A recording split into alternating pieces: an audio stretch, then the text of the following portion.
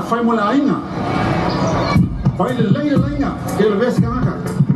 Halongo le il pake. A maka kau.